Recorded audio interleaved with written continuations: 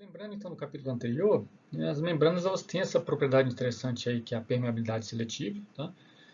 Tem coisas que passam fácil relativamente, né, pela membrana, tem coisas que nem tanto ou são bem difíceis. Né? Então, moléculas polares, íons, né, esses aí a bicamada lipídica é praticamente impermeável, mas tem horas que é preciso que isso aconteça. Então, para isso existem, né, as bombas e os canais. Né? As bombas elas fazem isso usando energia, né, comumente o ATP, para fazer um transporte que normalmente seria desfavorável termodinamicamente, e os canais eles facilitam a difusão, né? Eles permitem que um transporte que seria favorável se não houvesse uma membrana ali, né, acontecesse. Bom, então tem certas moléculas que passam mesmo, né? A gente pegar, por exemplo, os esteroides, eles passam sem grandes dificuldades aí pela membrana, né? Por um processo de difusão simples, né, a favor de um gradiente de concentração, se tiver mais concentrado, passa para o lado menos concentrado. Agora, se você tiver moléculas muito polares, né, então pode ser que mesmo que seja a favor aí do gradiente de concentração, não passe. Né? Pegando como exemplo aí o sódio, né, você tem 10 vezes mais concentração de um lado do outro, mas o sódio ele não entra livremente na célula. Tá? Então ele precisa dos canais para fazer isso.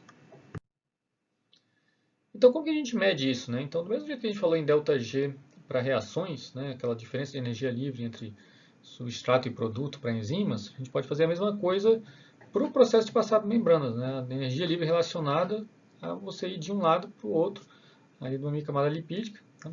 Isso a gente pode calcular, tá? Usando essa equaçãozinha aqui, que vai levar em conta então a proporção entre as concentrações de um lado para o outro da membrana, e no caso também a temperatura. Tá? Só que isso complica um pouquinho mais se a gente tem cargas envolvidas. Né? Se a molécula tiver uma carga elétrica, a gente tem que levar em consideração também que vai ter a interação, né?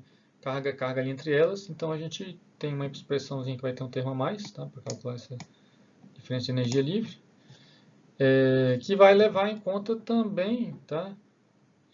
A carga, né, do íon e a diferença de potencial ali entre a membrana, né? Entre os lados da membrana. Nesse caso a gente chama isso aí de potencial eletroquímico, né? O potencial de membrana. Bom, então, da mesma forma que a gente falou para enzimas, um ΔG positivo é algo que não acontece espontaneamente. Né? Nesse caso aí, como a gente está falando de passar uma membrana, a gente está dizendo que esse transporte é desfavorável. Então tem que vir energia de algum lugar. Comumente, né, como em vários processos celulares, é o ATP que vai produzir essa energia pela sua quebra. Então se a gente pensar, por exemplo, no transporte do sódio e do potássio, né, a gente tem proteínas que fazem isso, que são as bombas, né, de sódio e potássio, ou ATPase de sódio e potássio, que elas vão então colocar o sódio para fora da célula e o potássio para dentro, contra os gradientes de concentração deles, mas gastando ATP para isso. E gastando muito, né? Só para ter uma ideia, aí, mais de um terço do ATP consumido por um animal em repouso é para manter essas bombas em funcionamento.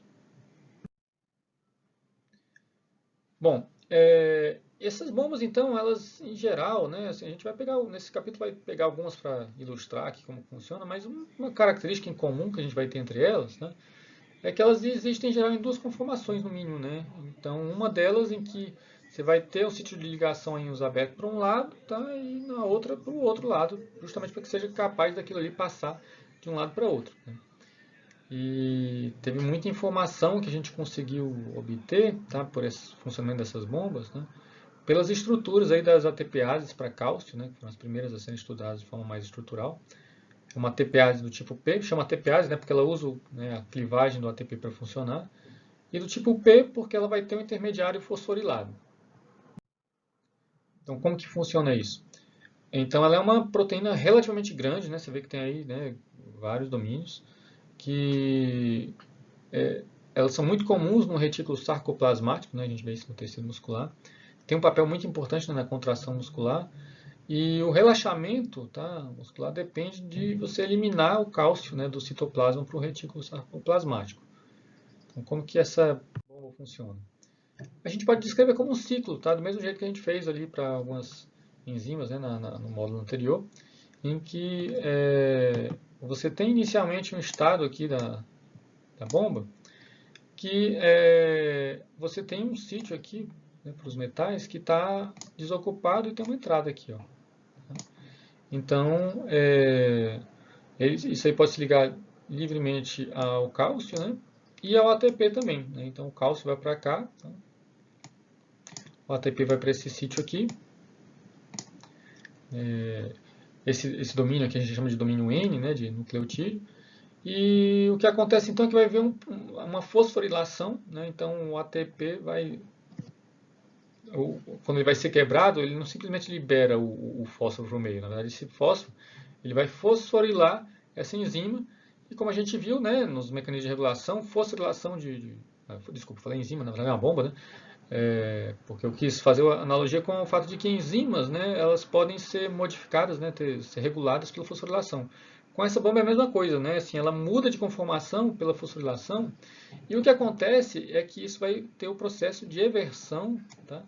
Que é como a gente chama essa mudança conformacional aí, que faz com que o sítio que antes estava aberto para um lado, né, vai estar aberto para o outro, tá? Vocês estão vendo aqui nesse novo estado, que permite então, né, que o cálcio, tá, ele saia para o meio. Tá? Nesse caso, o meio oposto, né, da membrana plasmática. E depois disso vai ter a hidrólise, né, que esse grupo fosfato aqui vai ser liberado da enzima. Acontecendo isso, ela volta para a sua conformação, né, vai ter uma outra reversão e ela volta para a sua conformação original, permitindo então que ela possa fazer isso outras vezes. Tá? Bom, essa, né, foi uma das primeiras a ser estudada, mas com o advento, né, dos projetos Genoma, né, e usando aquelas técnicas que a gente comentou naquela audioevolução, né, você procurar por sequências parecidas como a que você já conhece, tá? Então descobriu, por exemplo, que leveduras elas têm 16 homólogos de ATPase do tipo P, né? Então provavelmente são proteínas, né, que estão fazendo um papel parecido aí.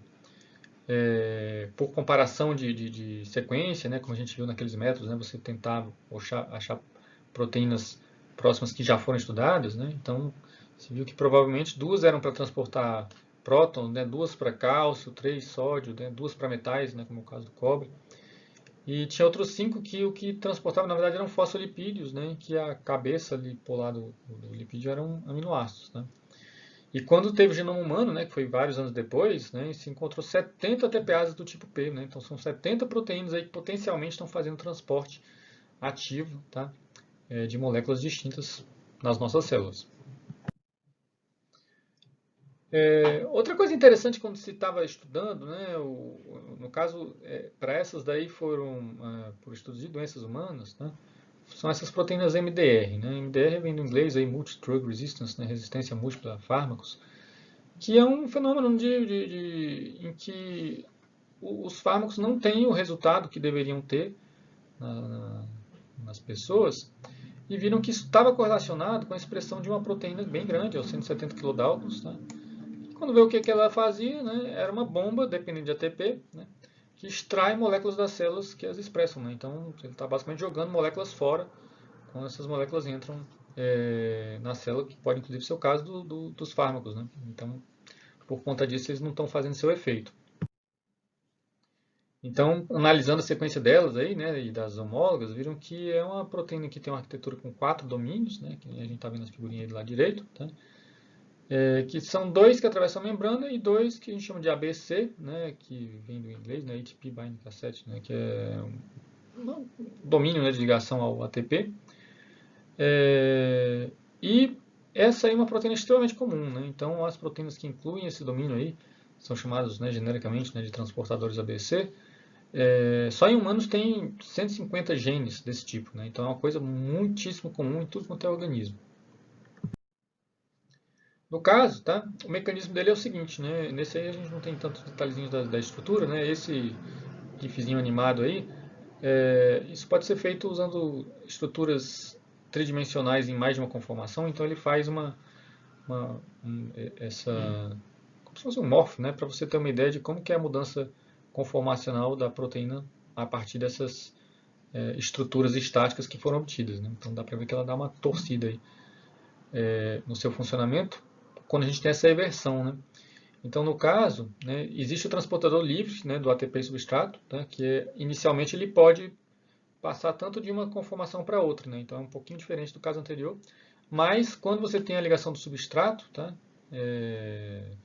na forma aberta para o lado de dentro da célula, você vai ter uma mudança de conformação que vai fazer com que tenha uma afinidade maior pelo nucleotídeo, né, que é no caso é o ATP.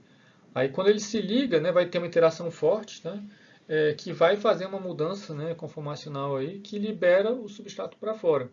E aí nesse caso, a hidrólise do ATP, né, que vai então liberar, né, o ADP e o fosfato, na verdade ela vai fazer com que a proteína ela volte para o estado inicial, né. Então você vê que a ordem das coisas é um pouquinho diferente do caso anterior, mas na prática, né, assim, a ideia é basicamente a mesma, né? Você ter conformações diferentes e que hora está aberto para um lado e hora para o outro, justamente para você ser capaz, né, de transportar uma molécula, né, para lados diferentes da membrana.